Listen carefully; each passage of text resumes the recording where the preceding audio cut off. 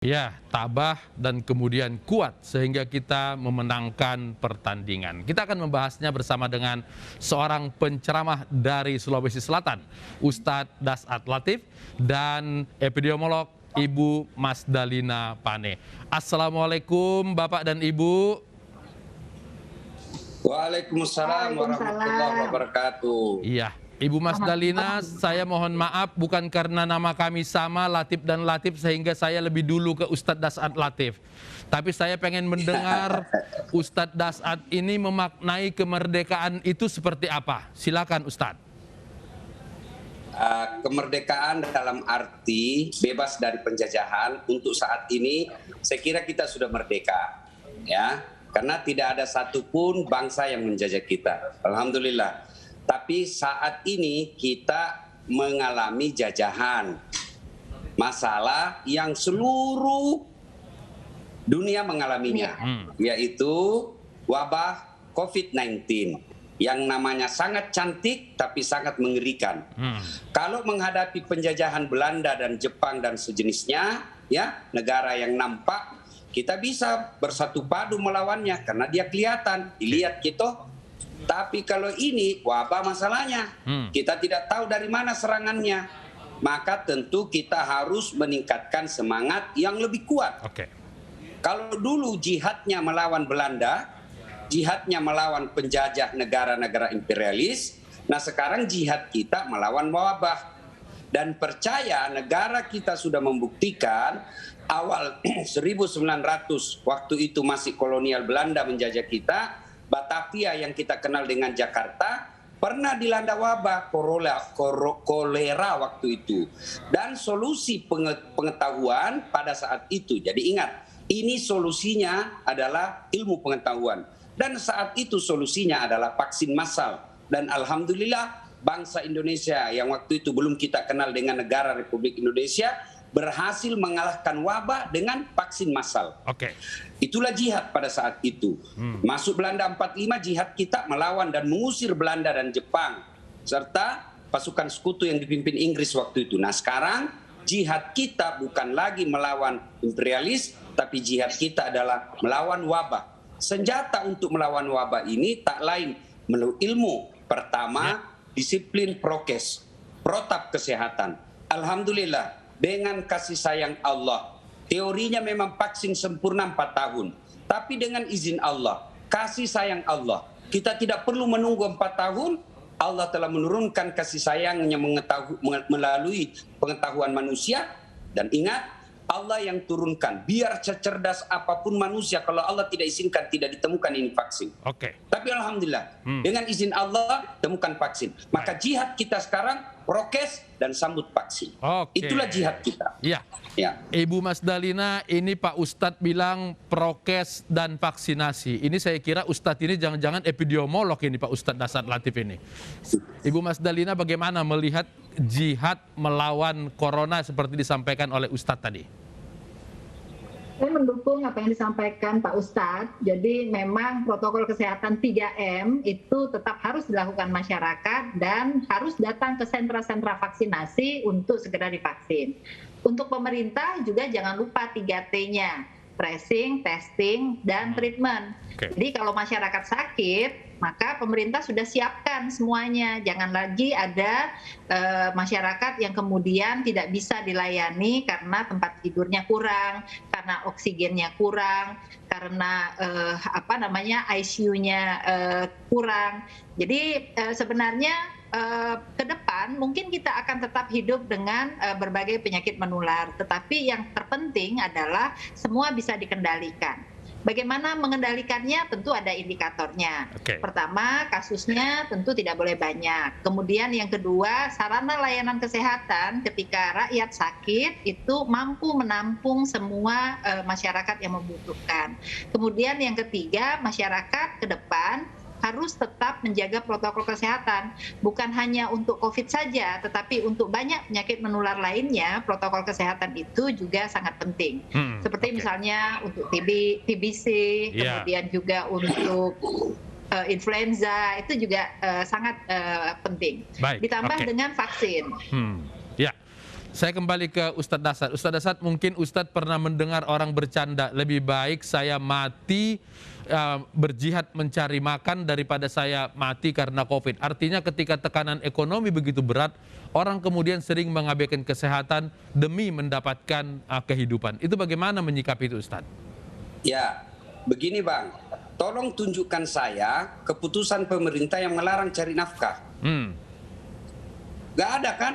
Yang ada adalah Anda cari nafkah tetapi tetap mematuhi aturan negara. Oke. Karena keselamatan jiwa jauh lebih penting daripada ekonomi. Memang orang berkata, pintar kau itu ngomong Ustadz, karena ada gajimu tiap bulan. Tidak dilarang cari nafkah. Tidak dilarang cari nafkah, tapi carilah nafkah dengan memenuhi standar kesehatan. Ya, standar kesehatan itu jangan berkerumun. Cari nafkah kreatif dong. Kalau dianggap mencari nafkah ke pasar itu berbahaya, door to door itu berbahaya, kan ada sekarang namanya jual beli online. Oke. Jadi memang harus kreatif, beradaptasi dengan penyakit ini. Kalau tidak ya kita ketinggalan. Kemudian lagi pemerintah juga harus jangan cuma melarang ke pasar, melarang ke toko, tapi tidak memberikan subsidi.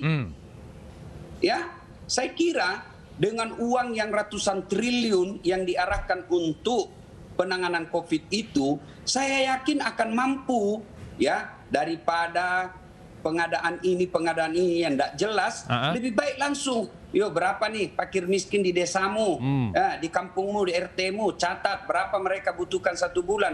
Ya memanglah tidak manusiawi ya kalau orang dicari nafkahnya terbatas, semua dibatasi, lalu tidak ada subsidi dari negara, pasti rakyat akan melawan. Saya melihat beberapa jamaah yang berkomentar kepada saya, Ustadz, kami ini siap diatur, tapi bikin dong aturan yang tetap, bikin aturan yang masuk akal, jangan aturan dibuat ada yang langgar, dan yang langgar itu penyelenggara negara. Itu yang jadi masalah. Jadi saya bilang sama pejabat-pejabat ketika mereka berketemu dengan mereka, bahwa yang paling susah dari negara sekarang adalah memperoleh kepercayaan dari negara. Seperti, kok obat yang tadinya 40.000, kok jadi 400.000, dan itu dijual beli online dan negara tidak intervensi. Mestinya negara hadir bahwa jangan mahal-mahal itu obat. Kita tahu alat APD yang mestinya hanya $25 dijual $100, negara harus intervensi di situ. Itu yang disebut supaya negara. Nah, masyarakat juga jangan kau banyak bicara kalau kau tidak mau diatur. Ada COVID, mereka teriak-teriak. Negara harus hadir, negara harus peduli kepada rakyat. Oke, negara peduli, dibikinkan PPKM, diplesetkan lagi, pelan-pelan kami mati. Kok minta kok diatur? Diatur kok kau bilang lagi membunuh. Loh, mau apa? Jadi yang baik, negara hadir, masyarakat juga siap diatur. Itu yang bikin parah masalah kita ini karena cebong sama kampret belum akur. Jadi semua dibawa ke arah sosial, politik semua. dibawa ke isu politik. Iya, betul Bang. Ustadz, tadi PPKM apa? Pelan-pelan kami mati. Ada juga yang pura-pura nggak mau. Saya ke Ibu Mas Dalina. Ibu Mas Dalina, ini kan instrumen pengetatan itu pasti ada tujuannya. Tapi seperti Ustadz bilang tadi, jangan sampai PPKM itu justru pelan-pelan kami mati. Nah, sekarang kita mau membangkitkan ekonomi katanya. Bagaimana menjaga instrumen itu tetap terjaga, tapi ekonomi tetap bisa berjalan? Ya, sebenarnya di dalam pengendalian yang tepat sasaran, ekonomi mestinya tidak harus terpengaruh, kecuali untuk sektor jasa, terutama jasa pariwisata. Biasanya memang yang paling banyak terpengaruh. Tetapi untuk perekonomian lain sebenarnya seperti pertanian, saat ini menurut saya malah maju pesat. Mereka-mereka yang kemarin bekerja di sektor pariwisata sudah bisa beralih ke sektor pertanian, kemudian juga perikanan, dan saya pikir itu hal yang baik. Jadi ada hal baik dari pandemi ini yang bisa kita lihat. PPKM sendiri sebenarnya kan sudah mengatur sektor-sektor esensial tetap bisa melakukan pekerjaannya yang esensial, begitu ya. Nah, kemudian pasar atau mal saat ini sudah diuji coba dan sudah bisa 50% berjalan. Jadi saya pikir sebenarnya kecuali ketika ada serangan Delta kemarin. serangan Delta kemarin memang cukup memukul kita, tetapi itu sebenarnya dengan di rumah selama 2 minggu waktu PPKM darurat itu sudah cukup bisa menurunkan. Tinggal menjaga konsistensinya agar terus turun angkanya. Bagaimana menjaga kemudian, karena seolah-olah ada euforia bahwa orang sudah vaksinasi, boleh kesana kemari, sudah turun positivity rate, kita boleh bergerak, mobilitas menjadi naik. Menjaganya supaya kemudian tidak bangkit lagi kasus ini seperti apa, Ibu?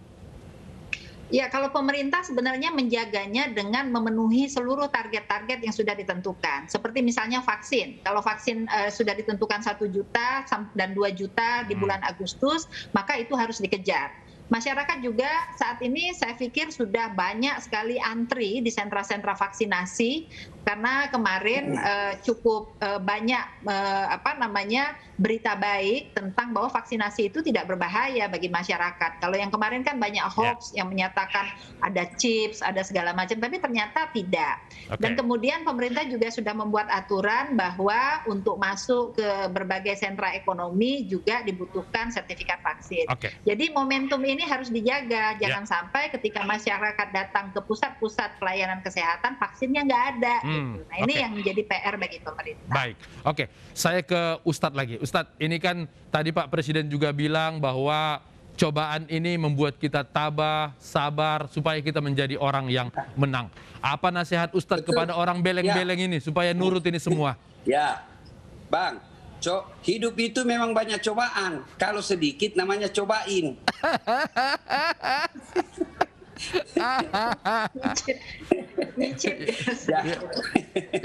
Jadi hidup itu, Allah itu maha adil, memberikan cobaan kepada manusia.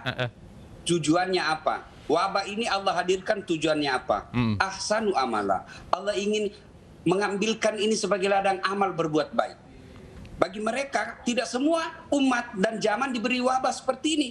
Kata Nabi kan, semua perkara umatku ini baik. Kau kena wabah, sakit kau. Kau bersabar, sakitmu menggugurkan dosa-dosamu.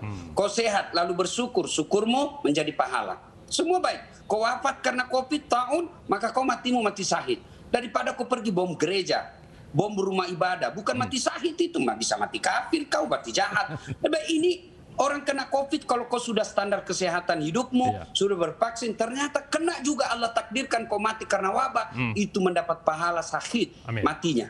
Seperti pahala syahid. Jadi sabar dan yakin, la yukallifullahu nafsan illa wus'aha. Allah tidak membebankan suatu beban kepada suatu kaum kecuali kaum itu pasti mampu memikulnya. Wa man yusri yusra, bersama dengan kesusahan Allah sertakan lebih banyak lagi kemudahan. Oke. Ustadz, Ibu Mas Dalina, terima kasih. Nanti kita ke Makassar, kita cobain itu coto Makassar ya. Assalamualaikum. Amin. Terima kasih. Waalaikumsalam.